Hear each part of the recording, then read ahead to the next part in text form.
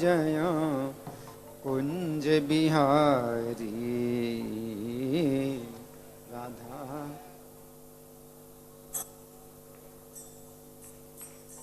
कुंज जय राधा माधव जय कुंज बिहारी राधा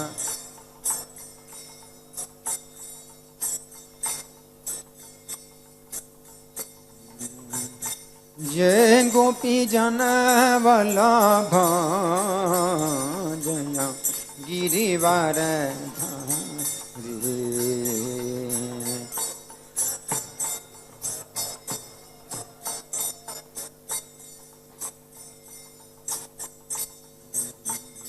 जय गोपी जन वल्लभ जय गिरिवर धारी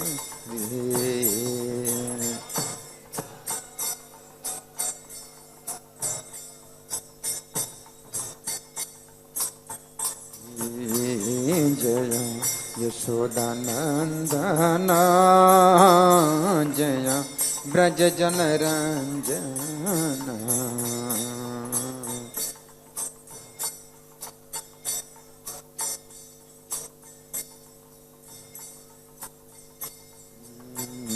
जय यशोदानंदन जय ब्रज जन रंजन यशोदा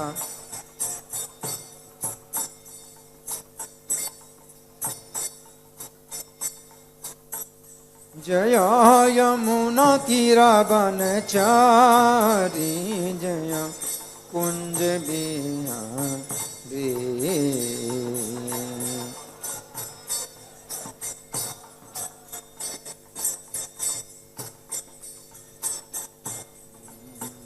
जय यमुना तीरा बनचारी जय कुंज बिहारी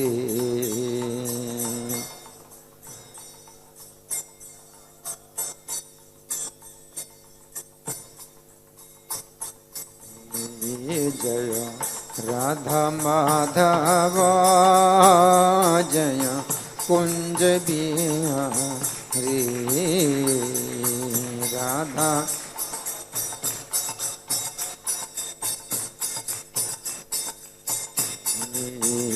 जय राधा माधव जय कुंज बिहारी राधा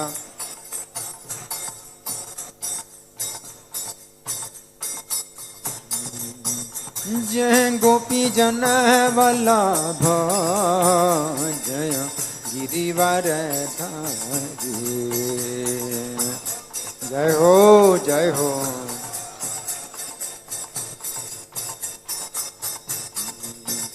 जय गोपी जन वल्लभ जय गिरिवर धारी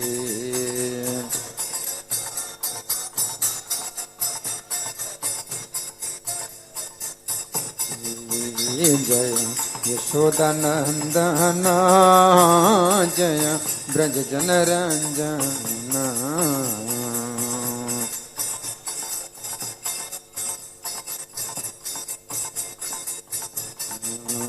जय यशोदानंदन जय ब्रज जन रंजन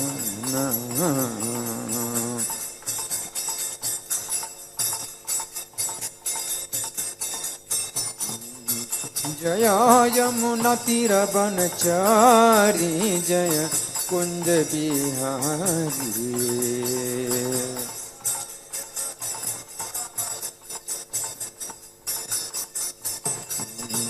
जय यमुना तीर बनचारी जय कुंज बिहारी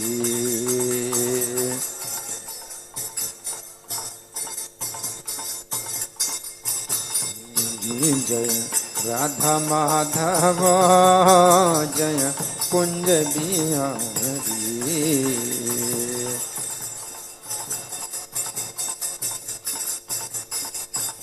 जय राधा माधव जय कुंज बिहारी।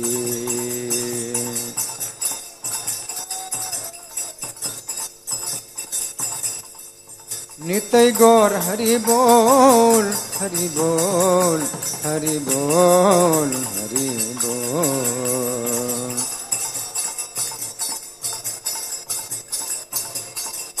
जय प्रभुपदा प्रभुपदा प्रभुपदा जय प्रभुपदा।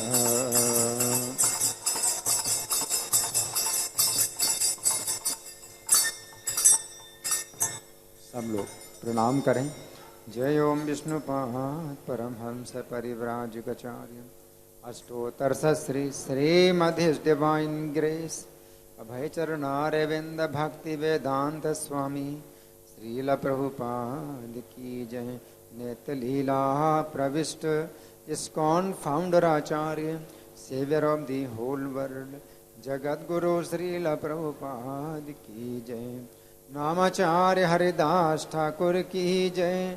प्रेम से कहो श्री कृष्ण चैतन्य प्रभु नित्यानंदा श्री अद्वैत गदाधर श्रीवासादि गौर भक्त वृंद की जय। श्री श्री राधा पार्थ सारथी ललिता विशाखा गोप गोपिका श्याम कुंड राधा कुंड गिरि गोवर्धन की जय। श्री श्री गौनताई की जय। श्री श्री सीताराम लक्ष्मण हनुमान की जय। श्री श्री प्रहलाद नृसिंह देव की जय। समवेत भक्त वृंद की जय। अनंत कोटि वैष्णव वृंद की जय। इस्कॉन वर्तमानाचार्य वृंद की जय। गौर Premanandi all glories to simple devotees, all glories to simple devotees, all glories to simple devotees, all glories to Sri Guru and Gauranga। सब लोग मेरे पीछे बोलें ओम नमो भगवते वासुदेवाय।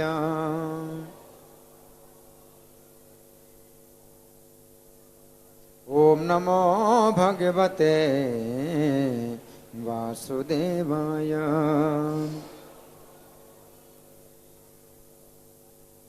ओम नमो भगवते वासुदेवाय।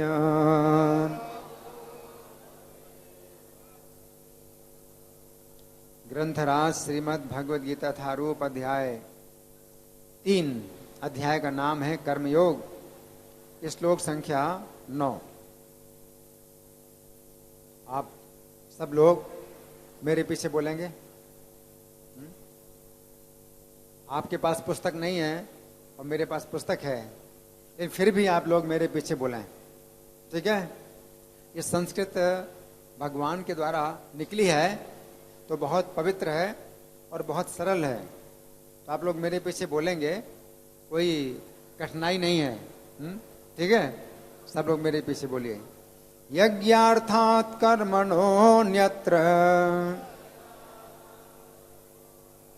लोकोऽयं कर्म बन्धनः तदर्थं कर्म कौन्तेय मुक्त संगः समाचर। सब लोग बोलिए और ऊंचे स्वर में बोलिए सब लोग। जब शोर होता है ना तो कितना शोर करते हैं। ये भगवान के शब्द हैं, इनको बोलने में क्यों कंजूसी कर रहे हो। जितनी आवाज है निकालो। यज्ञार्थात् कर्मणोऽन्यत्र लोकोऽयं कर्म बन्धनः तदर्थं कर्म कौन्तेय मुक्त संगः समाचर। यज्ञार्थात् कर्मणोऽन्यत्र लोकोऽयं कर्म बन्धनः तदर्थं कर्म कौन्तेय मुक्त संगः समाचर। यज्ञार्थात् कर्मणोऽन्यत्र लोकोऽयं कर्म बन्धनः तदर्थं कर्म कौन्तेय मुक्त संगः समाचर। शब्दार्थ मेरे पीछे बोले। यज्ञ अर्थात एकमात्र यज्ञ या विष्णु के लिए किया गया।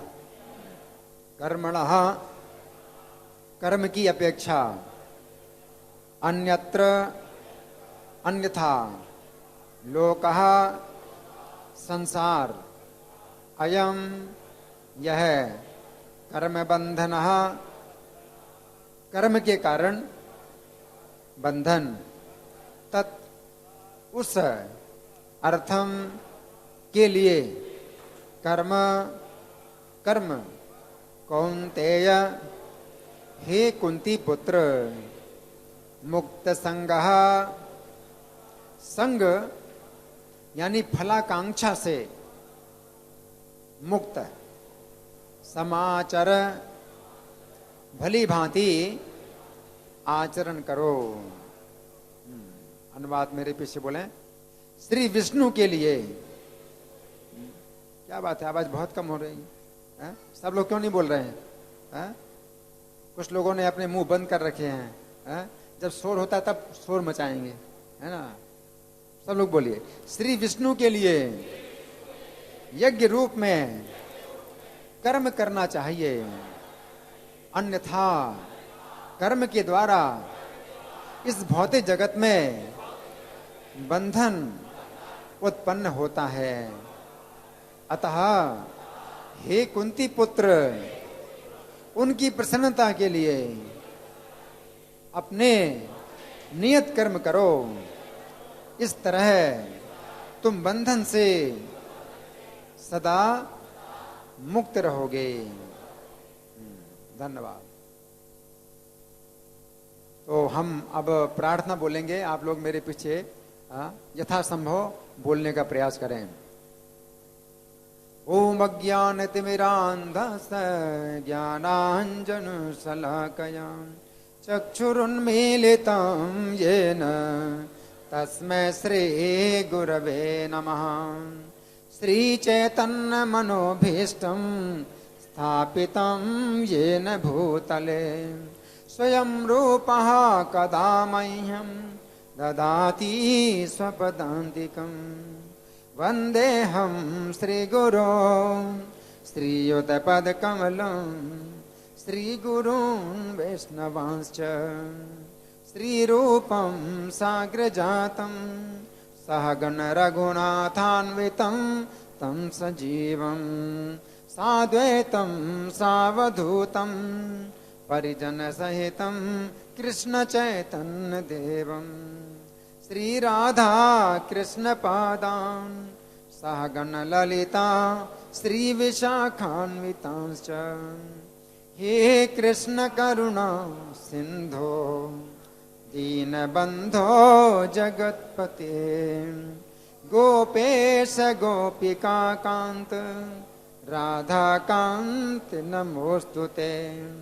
तप्त कांचन गौरांगी राधे वृंदावनेश्वरी वृषभानुसुते देवी प्रणमामि हरिप्रिये। वाञ्छाकल्पतरुभ्यश्च कृपा सिन्धुभ्य एव च पतितानां पावनेभ्यो वैष्णवेभ्यो नमो नमः।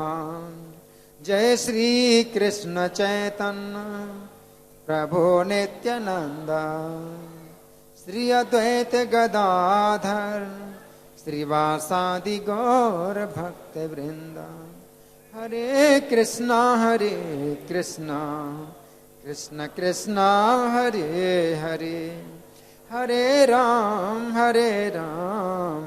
राम राम हरे हरे। नमो विष्णुपादाय कृष्ण प्रेष्ठाय भूतले श्रीमते भक्ति वेदांत स्वामिनिति नामिने नमस्ते सरस्वती देवी गौरवाणी प्रचारिणे निर्विशेषा शून्यवादी पाश्चात्य देश तारिणे। इस श्लोक को फिर से समझेंगे। भगवान कह रहे हैं यज्ञार्थात कर्मणो अन्यत्र, यज्ञ के लिए किए गए कर्म के अतिरिक्त, यज्ञ के लिए किए गए कर्म के अतिरिक्त जितने भी कर्म हैं वो क्या है? कर्म बंधना, कर्म बंधन है, कर्म नहीं है, क्या है? कर्म बंधन है। यज्ञ के लिए जो कर्म किया जाए उसमें बंधन नहीं है। बाकी जितने भी कर्म है वो क्या है? कर्म बंधन है। उसको कर्म नहीं कहेंगे, कर्म बंधन कहेंगे। चाहे शुभ बंधन हो चाहे अशुभ बंधन हो, बंधन है। बंधन बंधन नहीं चाहते हम लोग। चाहे सोने की रस्सी से आपको बांधा जाए और चाहे लोहे की रस्सी से बांधा जाए, क्या आप बंधना चाहेंगे? या सोने की रस्सी से बंधना चाहेंगे? अरे सोने की रस्सी है, क्यों नहीं बंधते? नहीं बंधेंगे ना। सोने की रस्सी से भी नहीं बंधना चाहते, है ना। इसलिए शुभ कर्म हो या अशुभ कर्म हो, बंधनकारी है, बंधन है। तो भगवान कह रहे हैं, हमें चेतावनी दे रहे हैं। मनुष्य के जीवन में, मनुष्य के जीवन में अगर आप यज्ञ के लिए कर्म करते हैं तब तो आप सुरक्षित हैं, और नहीं तो दुर्घटना। कौन सी दुर्घटना है? बंधन, बंधन है, कर्म बंधना। तदर्थम कर्म कौन्तेय, इसलिए हे कौन्तेय, कर्म तदर्थम यानी यज्ञ के लिए कर्म करो। मुक्त संगहा समाचर, मुक्त संग होकर के, बिना आसक्ति के, और सम्यक आचरण, समाचार सम्यक रूप से आचरण करो, बढ़िया प्रकार से कर्म करो। समाचार, समाचार का मतलब है अच्छी प्रकार से कर्म करो, बहुत ध्यान पूर्वक और मन लगा करके कर्म करो। तो हम सुनेंगे प्रभुपाद तात्पर्य में क्या लिखते हैं श्रील प्रभुपाद की। चूंकि मनुष्य को शरीर के निर्वाह के लिए भी कर्म करना होता है, क्योंकि पिछले श्लोक में भगवान ने कहा था कि शरीर निर्वाह भी नहीं होगा तुम्हारा, तुम्हें कर्म करना है। शरीर, कर्म के बिना शरीर निर्वाह नहीं होगा, है ना। तो शरीर के निर्वाह के लिए तो कर्म करना है।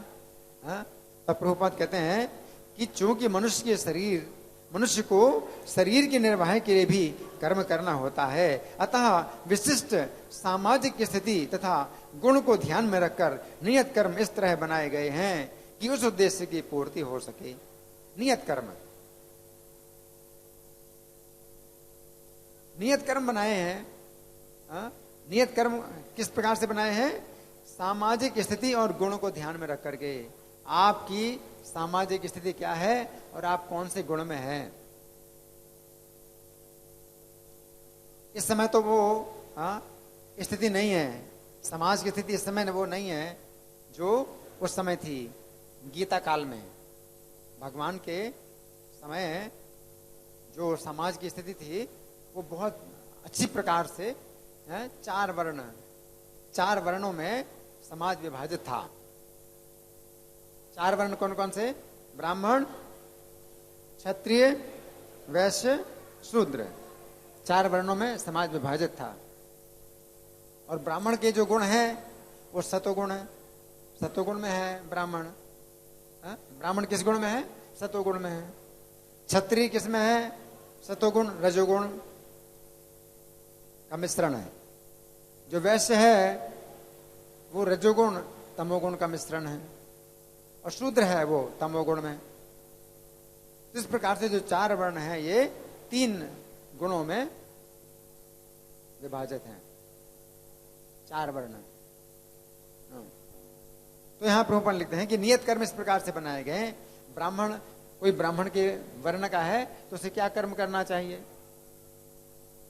18वें अध्याय में भगवान ने बताया है, तपस्या है, स्वाध्याय है, समोदमस्तपः शौचम, सम दम तपस्या पवित्रता, ये सब जो है ब्राह्मण के कर्म है।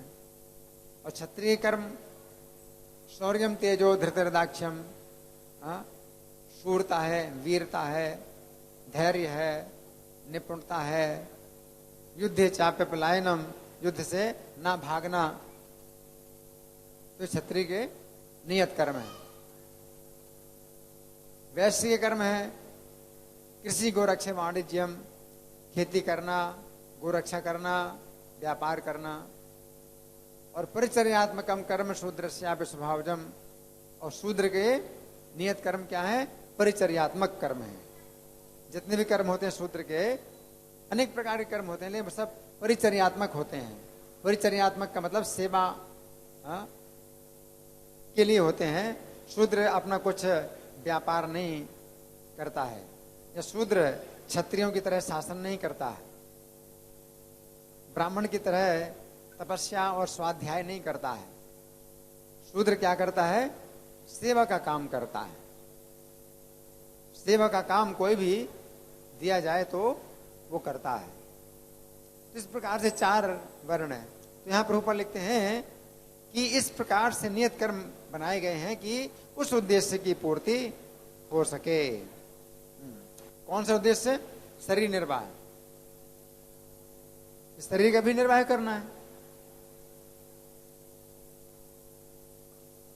खाना है, सोना है, सुरक्षा करना है।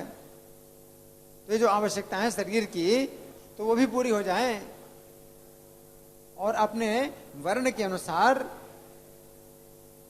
अपने गुणों के अनुसार व्यक्ति कर्म भी करे। आगे प्रभुपाद लिखते हैं यज्ञ का अर्थ भगवान विष्णु है। यहां बताएगा यज्ञ के लिए कर्म करना है। तो यज्ञ के कई अर्थ हैं, यज्ञ शब्द के कई अर्थ हैं। तो यहां प्रभुपाद बताते हैं यज्ञ शब्द का अर्थ क्या है? भगवान विष्णु। तो यज्ञ के लिए कर्म करना मतलब क्या है? भगवान के लिए कर्म करना, विष्णु के लिए या कृष्ण के लिए।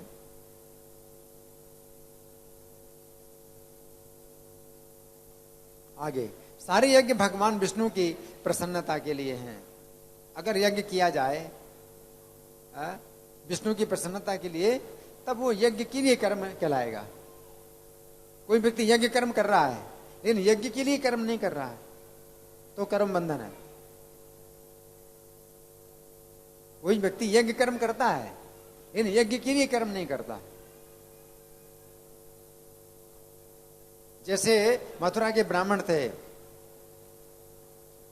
तो कंस ने यज्ञ बंद करवा दिए थे, तो छिप करके, कंस से छिप करके वे यज्ञ कर रहे थे, ब्रजमंडल में आकर के यज्ञ कर रहे थे, लेकिन यज्ञ के लिए कर्म नहीं कर रहे थे। वो यज्ञ कर रहे थे लेकिन यज्ञ के लिए कर्म नहीं कर रहे थे, स्वर्ग प्राप्त करने के लिए कर्म कर रहे थे। तो उसमें बंधन है,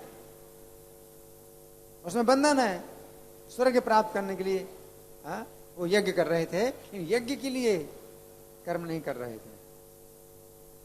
इसलिए जब कृष्ण बलदेव जी के सखाओं को भूख लगी, उन्होंने कहा कि कृष्ण हमें तो भूख लग रही है इस समय, तो कृष्ण ने उनके पास भेजा, अपने सखाओं के पास, अपने सखाओं को उन ब्राह्मणों के पास भेजा जो यज्ञ कर रहे हैं। तो सखाओं ने कहा कि कृष्ण बलदेव ने ही अपने भोजन के लिए मंगाया है। तो संकेत था कि कृष्ण बलदेव के लिए वो भोजन दे दें। अब यज्ञ की कोई आवश्यकता नहीं है।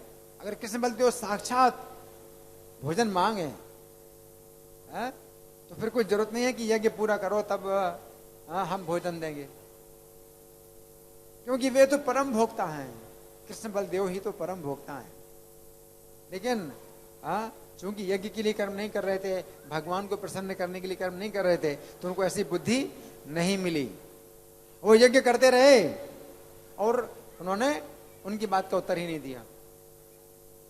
तो भगवान के सखाओं का अपमान हुआ। ना बात करें आप तो उससे भी अपमान होता है। कोई व्यक्ति आपसे बात करे और आप उससे बात ना करें तो कैसा लगता है? तो कृष्ण के सखाओं का अपमान कर दिया। वो यज्ञ करते रहे और वो जो है बात ही नहीं की। ये उनकी पत्नियों के पास कृष्ण ने भेजा कि दोबारा जाओ, अब उनकी पत्नियों के पास जाओ। तो उनकी पत्नियों ने जैसे सुना कि कृष्ण बलदेव आए हैं, तो अपने पतियों से आज्ञा लिए बिना ही भोजन के थाल भर भर करके दौड़ी, कृष्ण बलदेव के पास दौड़ी गई। ये क्या हो गया? यज्ञ के लिए कर्म हो गया। अपने पतियों से भी आज्ञा नहीं ली, अपने पतियों से भी आज्ञा नहीं ली और वो दौड़ी गई भोजन के थाले। उनको क्या अधिकार है? उनको क्या अधिकार है अपने पतियों से आज्ञा लिए बिना भोजन देने के लिए जाएं? लेकिन कृष्ण बलदेव के लिए सर्वोच्च सबसे ऊंचा कार्य है। और कृष्ण ने कहा, कृष्ण ने समर्थन किया, तुमने बहुत अच्छा किया।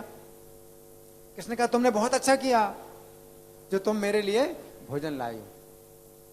लेकिन वो बोली कि अब हमारे पति हमें स्वीकार नहीं करेंगे, अब हमें अपने सेवा में रखिए, हम यहीं पर रहें, जहां आज्ञा दीजिए हम वहीं रहें, तपस्या करेंगी, जंगल में रहेंगी, हम अपने पतियों के पास नहीं जाएंगी, हमें आप सुरक्षा दीजिए, अपनी शरण में रखिए।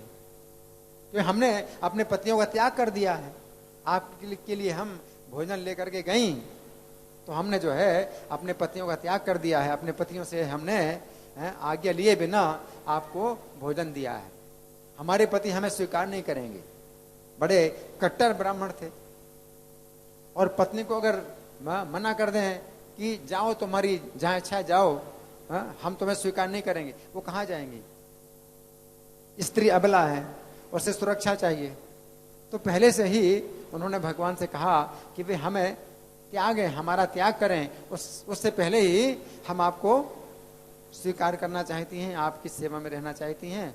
कि वो स्थिति क्यों आए कि हम जाएं उनके पास और वो हमें भगाएं। लेकिन भगवान क्या बोले? भगवान बोले कि जिसे मैंने स्वीकार किया है उसका तिरस्कार कौन कर सकता है? तुम जाओ और तुम देखो तुम्हारे पति तुम्हें स्वीकार करेंगे। और भगवान के आदेश से जब वो आई अपने पतियों के पास तो उनको डर लग रहा था कि वो जो है अब बातें नहीं करेंगे, ऐसे करेंगे, चले जाओ। लेकिन क्या हुआ? ओहो, कोई सोच नहीं सकता है। क्या बोले? आइए आइए आइए, आपका स्वागत है, आपका स्वागत है, आप तो हमसे ज्यादा श्रेष्ठ हैं। हम जिस अवसर को चूक गए, वे भगवान पर ब्रह्म परमेश्वर जो है असंख्य ब्रह्मांडों के स्वामी हैं, वो कृष्ण बलदेव, उन्होंने हमसे भोजन मांगा और हमने भोजन नहीं दिया। हमारे सब यज्ञों को धिक्कार है, हमारे ब्राह्मण जन्म को धिक्कार है, हमारी गायत्री और हमारे ब्रह्मचर्य और वेद मंत्र सबको धिक्कार है, सब बेकार हो गया, और तुम्हारा जीवन सफल हो गया। उन्होंने उनको जो है स्वीकार किया, और ऐसे स्वीकार नहीं किया साधारण, बल्कि आदर पूर्वक स्वीकार किया कि हमारा सब बेकार हो गया, हमारा ब्राह्मण का जन्म भी बेकार हो गया, और गायत्री भी, और जो है वेद अध्ययन और ब्रह्मचर्य सब हमारा बेकार हो गया। तुमने अपना जीवन सफल कर लिया, अब हम तुम्हें स्वीकार करेंगे तो हम पवित्र हो रहे हैं। अपने को पवित्र मानने लगे कि तुम आए, हमारे पास आई हो तो हमें अब तुम पवित्र करो। तो इन्होंने यज्ञ के लिए कर्म किया। किन्होंने किन्होंने किन्होंने यज्ञ के लिए कर्म किया? ब्राह्मण की पत्नियों ने। और ब्राह्मणों ने यज्ञ किया, लेकिन यज्ञ के लिए कर्म नहीं किया, भगवान के लिए कर्म नहीं किया, है ना, इसलिए उनको पछताना पड़ा, तो पछताए। तो यहाँ पर प्रभुपाद लिखते हैं कि सारे यज्ञ भगवान विष्णु की प्रसन्नता के लिए, भगवान विष्णु की प्रसन्नता के लिए। रावण भी यज्ञ कर रहा है, रावण भी यज्ञ कर रहा है ना। क्यों यज्ञ कर रहा है रावण? रावण यज्ञ कर रहा है कि राम की सेना को और राम को नष्ट करने के लिए यज्ञ कर रहा है।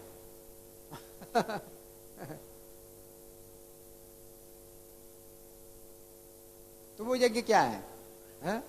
वो अपने लिए ही विनाशकारी है। भगवान जो सृष्टि का पालन करने वाले हैं उनको नष्ट करने के लिए यज्ञ कर रहा है, तो वो यज्ञ क्या करेगा? उसको ही नष्ट कर देगा, यज्ञ करने वाले को ही नष्ट कर देगा, है ना। तो वो यज्ञ यज्ञ के लिए नहीं हो रहा था। जो इंद्रजित था, रावण का पुत्र इंद्रजित था, तो वो भी निकुंभला देवी को प्रसन्न करने के लिए यज्ञ कर रहा था कि मैं निकुंभला देवी को प्रसन्न कर लूं तो मैं जो है राम की सेना के साथ विजय प्राप्त कर लूंगा, राम की सेना में विजय प्राप्त कर लूंगा। तो वो क्या था? यज्ञ। उसका ही विनाश हो गया, इंद्रजित का ही विनाश हो गया, वो यज्ञ भी नष्ट हो गया और वो भी नष्ट हो गया। तो वो यज्ञ जो है यज्ञ के लिए नहीं है। यहां पर भगवान कह रहे हैं यज्ञ के लिए कर्म जो किया जाता है, उसके अलावा सब कर्म बंधन है ना। आगे प्रभुपाद लिखते हैं वेदों का आदेश है यज्ञो वै विष्णु।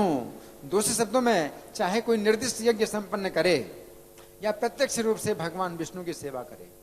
एक तो निर्दिष्ट यज्ञ हैं, निर्दिष्ट यज्ञ होते हैं जो वेदों में बताए गए हैं और उनकी विधि बताई गई है, उस विधि के अनुसार कोई व्यक्ति कर्म करे। और दूसरा क्या है? प्रत्यक्ष भगवान विष्णु की सेवा करे। प्रत्यक्ष सेवा क्या है? श्रवण, कीर्तन, स्मरण, वंदन, अर्चन। जैसे यहाँ पर ये हरे कृष्णा मंदिर में प्रत्यक्ष सेवा होती है। श्रवण बैठ करके, है ना, तो कृष्ण कथा सुनना तो प्रत्यक्ष सेवा है। कीर्तन सुनाना प्रत्यक्ष सेवा है। स्मरण नाम जप करना, नाम स्मरण करना, स्मरणम पाद सेवनम चरणों की सेवा करना। अर्चना, अर्चना अर्चनम वंदनम प्रार्थना करना, है ना। तो ये सब जो कार्य हैं ये प्रत्यक्ष सेवा है। तो कोई यज्ञों जो निर्दिष्ट यज्ञ है वो करे या भगवान विष्णु की सेवा करे, दोनों से एक ही प्रयोजन सिद्ध होता है। एक ही प्रयोजन सिद्ध होता है, क्या? भगवान की प्रसन्नता। ये सब कार्य जो है भगवान की प्रसन्नता के लिए होना चाहिए। आगे प्रभुपाद लिखते हैं अतः जैसा कि इस श्लोक में संस्तुत किया गया है कृष्ण भावनामृत यज्ञ ही है। तो ये यज्ञ सबसे श्रेष्ठ है, कृष्ण भावनामृत। हम कृष्ण की चर्चा करते हैं, कृष्ण के कृष्ण में मन को लगाना, कृष्ण के भक्त बनना, कृष्ण को नमस्कार करना, मन मना भो मद भक्तो मदियाजी, और कृष्ण की पूजा करना। तो ये जो कार्य हैं ये कृष्ण भावनामृत के कार्य हैं। ये क्या है? ये यज्ञ ही है, ये यज्ञ ही है, क्योंकि इसमें कृष्ण को प्रसन्न करने के लिए ही कार्य किए जा रहे हैं। तो बाकी जो दूसरे यज्ञ हैं उनका उद्देश्य कोई दूसरा भी हो सकता है, तो वो जो है अपने लिए भी विनाशकारी बन सकते हैं। लेकिन इसमें कृष्ण भावनामृत में अपनी रक्षा ही रक्षा है, क्योंकि इसमें कृष्ण की प्रसन्नता ही, कृष्ण की प्रसन्नता के ही लिए ये किया जाता है। इसलिए इसमें सबसे ज्यादा क्या है? क्या है? सुरक्षा। सबसे ज्यादा सुरक्षा है इसमें। इसमें कोई खतरा नहीं। और दूसरे यज्ञों में खतरा है। क्यों खतरा है? आप कुछ दूसरे कारण से यज्ञ कर रहे हैं, अपनी भौतिक कामनाओं को पूरा करने के लिए यज्ञ कर रहे हैं, तो उसमें बंधन है। लेकिन कृष्ण भावनामृत में सुरक्षा ही सुरक्षा है। आगे प्रभुपाद लिखते हैं वर्णाश्रम धर्म का भी उद्देश्य भगवान विष्णु को प्रसन्न करना है। अपने अपने वर्ण के अनुसार कर्म कोई व्यक्ति करता है। ब्राह्मण है तो ब्राह्मण का कर्म कर रहा है, क्षत्रिय तो क्षत्रिय का कर्म कर रहा है। लेकिन इसमें उसकी चेतना होनी चाहिए, वैसी चेतना होना चाहिए कि जिस परमेश्वर ने मुझे इस कर्म में लगाया है उसी की प्रसन्नता मुझे प्राप्त हो। इस भाव से कोई अगर वर्ण के अनुसार कर्म करता है तो वो यज्ञ के लिए है, वो यज्ञ के लिए यज्ञ है, और नहीं तो उसमें शुद्धि नहीं होगी। आगे प्रभुपाद लिखते हैं, वर्णाश्रमाचार्य बता पुरुषेण पर अपमान विष्णु आराध्य थे। ये विष्णु पुराण 3:8-8 ये श्लोक विष्णु पुराण का है कि विष्णु की आराधना होती है। वर्ण और आश्रम आचार बता, वर्ण का कोई व्यक्ति आचरण करता है और आश्रम का आचरण करता है। आश्रम भी 4 हैं, 4 वर्ण है और 4 आश्रम भी हैं। 4 आश्रम कौन कौन से हैं? ब्रह्मचर्य आश्रम, गृहस्थ आश्रम, वानप्रस्थ आश्रम, संन्यास आश्रम। तो वर्ण 4 वर्ण और 4 आश्रम के अनुसार कोई व्यक्ति अगर आचरण करता है और अगर उस सही चेतना में आचरण करता है तो विष्णु की आराधना उससे भी होती है, उससे भी होती है। आगे प्रभुपाद लिखते हैं, अतः भगवान विष्णु की प्रसन्नता के लिए कर्म करना चाहिए। इस जगत में किया जाने वाला अन्य कोई कर्म बंधन का कारण होगा, क्योंकि अच्छे तथा बुरे कर्मों के फल होते हैं और कोई भी फल कर्म करने वाले को बांध लेता है। बंधन है। तो आप कहेंगे कि अच्छे कर्म अगर करें तो उसमें क्या बंधन है? आप अच्छे कर्म करेंगे तो आप कहां जाएंगे? स्वर्ग में। अच्छे कर्म करेंगे तो आप स्वर्ग में जाएंगे। और उसमें क्या है? उसमें बंधन है, क्योंकि वहां पर आपको भोग मिलेंगे, आपको भोग मिलेंगे, इंद्रिय तृप्ति के भोग मिलेंगे, तो आप उसको भोगेंगे और अपने उन पुण्यों को आप छीण करेंगे। और छीणे पुण्य मर्त्य लोकम विशन्ति, और फिर आपको बलपूर्वक नीचे गिरना पड़ेगा।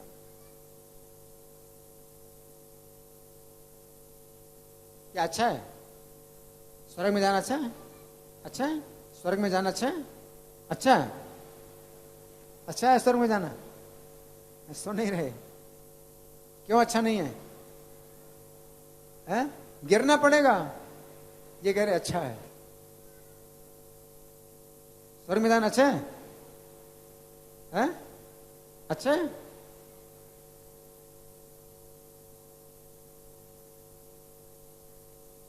स्वर्ग में जाना अच्छा नहीं है? हैं? मान लीजिए आपको बहुत ऊपर उछाल दिया जाए, आपका हाँ बहुत मजा आ रहा है, और फिर उतनी ऊंचाई से गिरोगे तो कैसा लगेगा? हैं? तो क्यों ऊपर जाएं? क्यों ऊपर जाएं अगर गिरना ही है? तो बिना मतलब है जो है चोट खाएं, उससे अच्छा कि भैया ना जाओ ऊपर। क्यों जाते ऊपर? तो स्वर्ग से नीचे गिरना पड़ता है। क्षीणे पुण्य मर्त्य लोकम विशन्ति, ये बंधन है। आप स्वर्ग में चले जाते हैं तो आप सोचें कि अब तो मैं आ गया स्वर्ग में, अब तो मैं नहीं जाऊंगा नीचे। ऐसा हो ही नहीं है, ऐसा है ही नहीं। जैसे आप किसी होटल में चले जाएं, ओहो मैं तो होटल में आ गया हूं, अब तो मैं यहीं रहूंगा। क्या होगा? जब जेब खाली हो जाएगी तो धक्के मार करके सड़क में निकाल देंगे। तो आपके पुण्यों के बल पर आप स्वर्ग जाते हैं, वहां पुण्य आपको छीन करने ही पड़ेंगे, क्योंकि भोग हैं, वो बंधन है। और छीण पुण्य मर्त्य लोकम विशन्ति, और गिरेंगे नीचे। उस समय आपके सिर में मुकुट है वो उड़ जाएगा, आपके हाथ के बाजू बंद हैं, सब निकल जाएंगे। आपके बाल बिखरे होंगे, सिर नीचे पैर ऊपर, और आपको वहां से धकेला जाएगा, नीचे आएंगे। बहुत बहुत खराब स्थिति। अच्छा है कि ना जाएं, स्वर्ग में ना जाएं, हैं? तो ये बंधन। तो यहां प्रभुपाद लिखते हैं इस जगत में किया जाने वाला अन्य कोई कर्म बंधन का कारण होगा। ये बंधन है, क्योंकि अच्छे तथा बुरे कर्मों के फल होते हैं और कोई भी फल कर्म करने वाले को बांध लेता है। ये बंधन है। अतः कृष्ण को प्रसन्न करने के लिए कृष्ण भावना भावित होना होगा, और जब कोई ऐसा कर्म करता है तो वो मुक्त दशा को प्राप्त रहता है, तो मुक्त है। तो जीवन में भी मुक्त है वो, इस जीवन में भी मुक्त है वो। यही महान कर्म कौशल है, और प्रारंभ में इस विधि में अत्यंत कुशल मार्गदर्शन की आवश्यकता होती है। बहुत कुशल मार्गदर्शन की आवश्यकता है कि हमें क्या करना है, कैसे करना है। प्रारंभ में कुशल मार्गदर्शन की आवश्यकता होती है। अतः भगवत भक्त के निर्देशन में या साक्षात भगवान कृष्ण के प्रत्यक्ष आदेश के अंतर्गत जिनके अधीन अर्जुन को कर्म करने का अवसर मिला था, मनुष्य को परिश्रम पूर्वक कर्म करना चाहिए। तो हमें भक्त से जुड़ना होता है, हमें किसी भक्त से जुड़ना होता है, और हमें उसके आदेश से, उसके मार्गदर्शन में हमें कर्म करना होता है, जिससे कि हम शुभ और अशुभ दोनों प्रकार के कर्म छोड़ करके एकमात्र कर्म करें। क्या? कृष्ण को प्रसन्न करने के लिए मुझे क्या करना है ना। तो इसके लिए कुशल मार्गदर्शन की आवश्यकता है। आगे प्रभुपाद लिखते हैं, इंद्रिय तृप्ति के लिए कुछ भी नहीं किया जाना चाहिए, अभी तो हर कार्य कृष्ण की प्रसन्नता के लिए होना चाहिए। इस विधि से न केवल कर्म के बंधन से बचा जा सकता है, अभी तो इससे मनुष्य को क्रमशः भगवान की वो प्रेमा भक्ति प्राप्त हो सकेगी जो भगवत धाम को ले जाने वाली है। तो सबसे ऊंचा ये लाभ है, क्या? भगवान के धाम में जाएं। हम कर्म बंधन से छूटे हैं और कहाँ जाएं? भगवान के धाम जाएं। तो भगवान के धाम में जाएं तो वहां पर ये सब चक्कर नहीं है कि आपके पुण्य क्षीण होंगे और आपको गिरना पड़ेगा। तो भगवान के धाम में ये सब चक्कर नहीं है कि वहां पर आपके पुण्य क्षीण होंगे और आपको गिरना पड़ेगा। वहां पर आप अपनी इच्छा पूर्वक वहां पर रहें, और वो मुक्ति का ये जीवन है, वो जीवन मुक्ति का है। क्योंकि वहां भगवान की सेवा के लिए आपके ऊपर बल प्रयोग नहीं किया जाता है, वो प्रेम की स्थिति में आप स्वतः सेवा करते हैं। वहां पर किसी प्रकार का बल प्रयोग नहीं है। तो अगर हम कृष्ण प्रेम की स्थिति प्राप्त कर लें तो हम कहाँ जाएंगे? कृष्ण के लोक में जाएंगे, कृष्ण के धाम में जाएंगे, है ना। तो वो असली जो है मुक्ति की अवस्था है। और भगवान भी ऐसे नहीं है कि अपनी सेवा में आपको लगाएंगे, घोड़े की तरह दौड़ाएंगे, ऐसा नहीं है। भगवान जो है अपने भक्तों की सेवा करते हैं, जैसे अर्जुन का रथ भगवान स्वयं चला रहे हैं। तो ऐसे संबंध है भगवान के साथ, भक्तों के संबंध कैसे होते हैं? ऐसे होते हैं। तो ये जो है सबसे बड़ी जो है बात है जो प्रभुपाद ने लिखी है। अब इस श्लोक पर जो श्री भगवान ने कहा पुस्तक है, इसमें मैंने जो व्याख्या लिखी है 1 2 3 4 5 6 7 8 9 10 11 12 13 14 पेज की व्याख्या है। 14 पेज की व्याख्या में से मैं थोड़ा सा आपको पढ़ कर सुना रहा हूं। यहां पर भगवान कह रहे हैं कि हे अर्जुन, तुम यज्ञ अर्थात श्री कृष्ण की प्रसन्नता के लिए कर्म करो। अब यदि हम गृहस्थों के विषय में विचार करें तो हम जानते हैं कि वे जो भी नौकरी या व्यापार करते हैं वो धन प्राप्ति के लिए करते हैं। सीधी बात है, समझने की बात है कि जो गृहस्थ लोग हैं वो कोई नौकरी करते हैं, व्यापार करते हैं, तो वो धन प्राप्ति के लिए करते हैं। तथा वे धन प्राप्त क्यों करते हैं? वे अपने तथा अपने परिवार के शरीर निर्वाह के लिए धन प्राप्त करते हैं। अब प्रश्न ये उठता है कि भगवान की शिक्षा का वे किस प्रकार पालन करें। यहां तो भगवान के यज्ञ के लिए कर्म करो, और आप तो कर्म कर रहे हैं धन प्राप्त करने के लिए। अब इसको कैसे हम जो है भगवान की शिक्षा का पालन करें, क्योंकि भगवान कह रहे हैं कि वे उनकी प्रसन्नता के लिए कर्म करें, जबकि उन्हें अपने तथा अपने परिवार के जीवन निर्वाह के लिए कर्म करना पड़ रहा है। अब कैसे करें? दिनांक 23 दिसंबर 1968 को लॉस एंजलिस में इस श्लोक पर प्रवचन देते हुए श्रील प्रभुपाद ने कहा था, गृहस्थों के लिए आदेश ये है, जैसा कि श्रील रूप गोस्वामी ने उदाहरण प्रस्तुत किया कि उन्होंने अपनी संपत्ति को 4 भागों में बांटा। सुन रहे सब लोग? गृहस्थों के लिए आदेश यह है, जैसा कि श्रील रूप गोस्वामी ने उदाहरण प्रस्तुत किया कि उन्होंने अपनी संपत्ति को 4 भागों में बांटा। 50% कृष्ण के लिए, 25% अपने परिवार के लिए और 25% भविष्य की सुरक्षा के लिए। इस प्रकार उन्होंने दिखाया कि गृहस्थ को किस प्रकार जीना चाहिए। ये नहीं कि 99% अपनी पत्नी के लिए और 1% कृष्ण के लिए। व्यक्ति को कम से कम 50% अर्पित करना चाहिए। ब्रह्मचारी तथा सन्यासियों ने तो अपना सर्वस्व अर्पित कर दिया है, गृहस्थ तो ऐसा नहीं कर सकते हैं, क्योंकि उनके पास पत्नी और बच्चे हैं। इसलिए 50% तो कृष्ण भावनामृत का पालन करने के लिए ऐसे आदेश बतलाए गए हैं। फिर भी यदि व्यक्ति 100% अर्पित नहीं कर सकता है तो कम से कम 1%, 2% ही अर्पित करें। देखो प्रभुपाद ने क्या कहा है?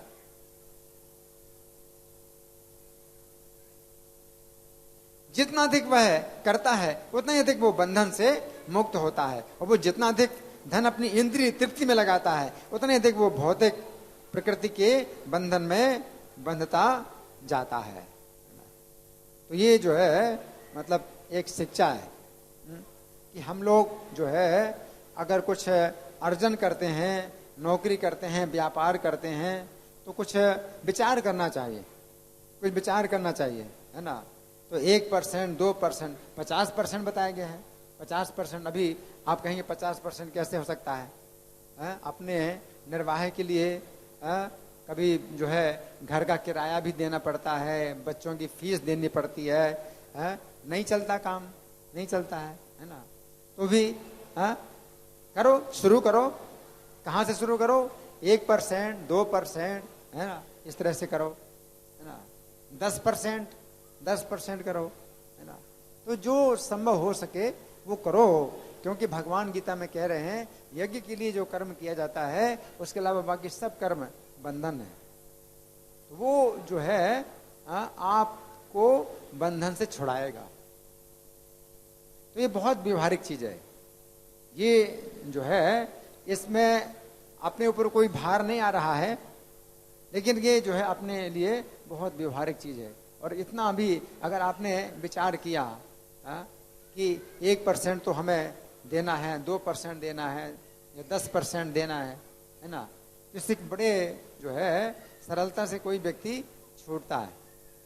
जैसे एक सज्जन थे मेरे संपर्क में, तो उनकी 10,000 की जो है नौकरी थी, 10,000 रुपया, तो मुझे 1,000 रुपये दे देते। तो मुझे नहीं, वो तो मुझे दे रहे हैं तो भगवान की सेवा में ही जा रहा है। तो 1,000 रुपये देते थे, 10%। फिर मैंने उनसे कुछ नहीं कहा, उन्होंने खुद ही बताया कि अभी बोनस मुझे मिल रहा है तो 16,000 हो गया है, तो 1,600 रुपये देने लगे। 10% 16,000 का 1,600, तो 1,600 देने लगे। तो अभी वो मिड डे मील में जो है बहुत बड़े अधिकारी हैं, धनंजय कृष्ण प्रभु बहुत बड़े अधिकारी हैं। तो पहले वो जो है रिको कंपनी में काम करते थे, तो 10% वो दे रहे हैं। एक सज्जन थे जो पेट्रोल पंप में काम करते थे, तो 2,500 रुपए की उनको जो है तनख्वाह मिलती थी। 10% देते हैं, 250 रुपए दे रहे, तो 250 रुपया भी भगवान की नजरों में उतना ही है जो 1,000 रुपया। जिनको 10,000 रुपये मिल रहा है तो 1,000 रुपये दे रहे हैं 10%। किसी को 2,500 मिल रहा है तो 250 रुपये दे रहा है। तो भगवान की नजरों में कितना है? बराबर 10%। तो वो जो है 10% देते थे, तो अभी वो जो है म्यूजियम में काम करते हैं, अमृत केशव प्रभु हैं तो वो काम करते हैं। तो इस तरह से कोई व्यक्ति अगर 10% अगर निकालता है तो उसको जो है भगवान कृपा देते हैं और उसको छुड़ाते हैं, बंधन से छुड़ाते हैं। और इस जीवन काल में भी जो है ये दिखाई देता है, ये जो घटनाएं ऐसी होती हैं उनके जीवन में कि जो है उनको दिखाई देता है कि हाँ भगवान कृपा कर रहे हैं, भगवान हमारे साथ हैं, ऐसी घटनाएं होती हैं। तो ये जो है आज के श्लोक का संदेश है। अब आप लोगों की ओर से कोई प्रश्न है या कोई चर्चा, या मैं प्रश्न करूं?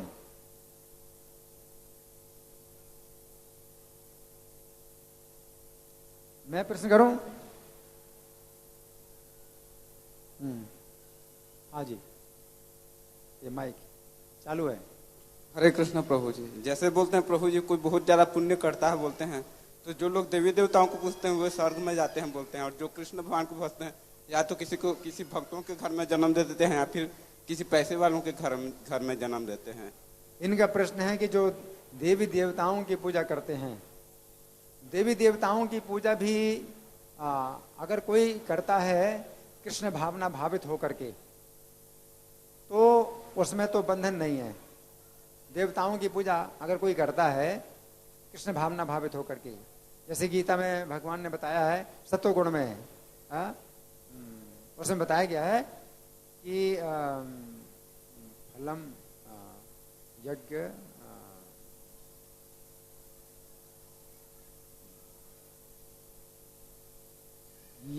यष्टव्यम एति मना समाधाय सात्विका, यष्टव्यम एति मना समाधाय सात्विका। तो उसमें बताया कि फल की इच्छा ना करके अगर कोई व्यक्ति करता है विधि दिष्टो यजते, शुरू का है अफलाकांक्षी फिर यज्ञो विधि दिष्टो यजते, बिना फल की आकांक्षा के अगर कोई व्यक्ति विधि पूर्वक यज्ञ करता है, यष्टव्य में वेति मना समाधाय सात्विका, कि यज्ञ करना चाहिए, मन को समाधान करके करता है तो सात्विक यज्ञ है। तो वो किसी देवता की भी पूजा कर रहा है, यज्ञ कर रहा है, लेकिन उसमें कोई आकांक्षा नहीं, फल की आकांक्षा नहीं है, तो वो शुद्ध करेगा। जैसे नंद महाराज हैं, वो इंद्र का यज्ञ कर रहे हैं, इंद्र की पूजा कर रहे हैं, तो उनकी कोई फल की कामना नहीं है। इंद्र की पूजा कर रहे हैं कि भाई हमारे वंश में चली आ रही है ये पूजा, तो हम कर रहे हैं, तो हमें करना चाहिए इसलिए कर रहे हैं। तो उनका तो कुछ उसमें दोष नहीं बन रहा था, ये इंद्र का अभिमान हो रहा था। तो भगवान ने इंद्र का अभिमान दूर करने के लिए ये यज्ञ बंद कराया। इंद्र का अभिमान हो रहा था कि मेरी पूजा हो रही है, जबकि पूजा होती है भगवान की। तो इस तरह से भी कोई अगर यज्ञ करता है तो वो भगवान को प्राप्त होता है, और वो भगवान की तरफ भगवान की दिशा में जाता है। लेकिन समस्या यह कि जब देवताओं की पूजा करते हैं और कुछ मन में कुछ कामनाएं पैदा हो गई तो फिर बंधन है। उससे अच्छा है कि सीधे हम भगवान का नाम लें, हरे कृष्ण मंत्र का जप करें, सबसे बड़ा यज्ञ। आप हरे कृष्ण का जप करते हैं तो इसमें आपके अंदर कुछ भौतिक कामनाएं भी होती हैं तो भी आपकी सुरक्षा होती है, क्योंकि भगवान का जो है इसमें प्रत्यक्ष नाम है। तो भगवान का प्रत्यक्ष नाम है, तो हरे कृष्ण का आप जाप करते हैं तो आपका जो है जैसे भी हो किसी भी अवस्था में आप जाप करते हैं तो ये आपको शुद्ध करता है। ठीक है ना? तो आपका प्रश्न क्या है कि वो देवी देवताओं की पूजा करते हैं, तो वो लोग उस स्थिति में तो देवताओं के लोग में नहीं जाते, बता रहा था। देवताओं के लोग स्वर्ग लोग नहीं जाते, वो लोग देवताओं के लोग में जाएंगे। अगर जो है वो देवता की पूजा करते हैं और देवताओं से अपनी जो भौतिक कामनाएं हैं वो मांगते हैं, तो फिर वो जो है उन देवताओं के लोक में जाएंगे। यान्ति देवव्रता देवान पितृन यान्ति पितृव्रता, जो देवताओं के व्रत करते हैं वो देवताओं के लोक में जाएंगे, जो पितरों के व्रत करते हैं तो पितरों के लोक में जाएंगे। भूतान यान्ति भूते, जब भूत प्रेतों की पूजा करते हैं तो भूत प्रेतों के समाज में जाएंगे। यान्ति मदयाजिनोपि माम, और जो मेरी पूजा करते हैं वो मेरे पास आएंगे। ठीक है ना। तो सबसे अच्छा है कि हम कृष्ण की पूजा करें और कृष्ण का जो है नाम लें, तो सबसे अच्छा है। क्योंकि दूसरी पूजा अगर आप करते हैं और आपके अंदर भौतिक कामनाएं आती हैं तो उसमें आपके लिए बंधन होता है। कृष्ण की पूजा करते हैं, आपके अंदर भौतिक कामनाएं आती हैं, लेकिन कृष्ण आपकी भौतिक कामनाओं को वैसे पूरा नहीं करेंगे जब तक देखते नहीं है कि आपकी सुरक्षा है। तो कृष्ण की जो है ये दया होती है कि आप कुछ उल्टी सीधी इच्छाएं करते हैं तो कृष्ण आपकी इच्छाएं पूरी नहीं करेंगे जब तक वो देखते नहीं कि आपकी सुरक्षा है। आपकी सुरक्षा को ध्यान में रख करके ही आपकी इच्छाएं पूरी करेंगे, और नहीं तो नहीं पूरी करेंगे। इसमें जो है ये लाभ है कृष्ण की सेवा में। धन्यवाद। ग्रंथराज श्रीमद् भगवद गीता की जय। जगत गुरु शिला प्रभुपाद की जय। आप लोग बैठे रहिए, अभी कुछ सूचनाएं। हरे कृष्णा। तो आप लोगों से निवेदन है कि जो भी यहाँ कथा सुन रहे हैं उनके लिए प्रसाद की व्यवस्था है। प्रसाद कूपन आपको यहीं पर मिलेगा, तो आप अपनी जगह पर ही बैठे रहें, यहाँ से कोई हिले नहीं, कोई जल्दबाजी नहीं करें। कूपन सभी के लिए सभी को मिलेगा, तो आप अपने स्थान पर बैठे रहे। डिवोटीज आपके पास स्वयं आएंगे और आपको कूपन देंगे। हरे कृष्णा। प्रभु जी कूपन दीजिए।